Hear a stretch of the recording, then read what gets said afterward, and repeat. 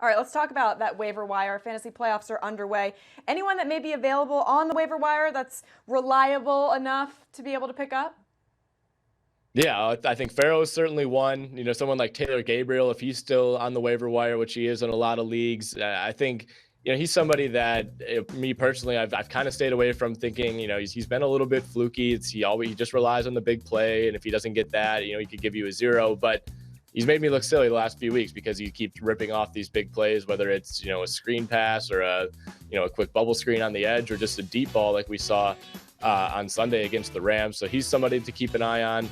I think Tyreek Hill, if he's still available in your leagues, kind of in the same vein as Taylor Gabriel, a big play guy, but someone who's consistently been able to produce those big plays and return quite a bit of value. And I think Bilal Powell is a big one as well. We saw him have a nice day on Sunday after Matt Forte went down with a knee injury. The thing is, we still haven't really gotten a ton of clarity on what exactly happened with Forte. It looked bad at first. He says he doesn't think he has torn ligaments, but we're still awaiting results of an MRI there. So if Matt Forte doesn't play, he's a veteran. He has really nothing left to play for. Seems like they would probably hold him out if it's 50-50. I do like Bilal Powell quite a bit. And then Corey Coleman, 11 targets last week against Cincinnati. Of course, you have to factor in that, RG3 is throwing him the ball and, how many of those targets are actually going to be catchable. Who knows? But still, 11 targets is an encouraging number for the rookie.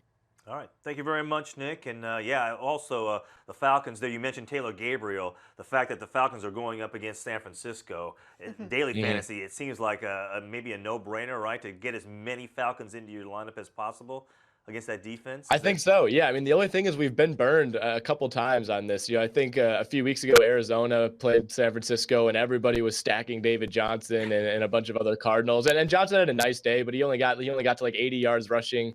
But then on the other hand, we saw, I think the Saints just absolutely destroyed this defense a few weeks back. And even the Jets, this past week were able to get it going. So, I mean, I wouldn't, it's not guaranteed that Atlanta goes off, but more often than not, teams have been able to exploit this San Francisco defense.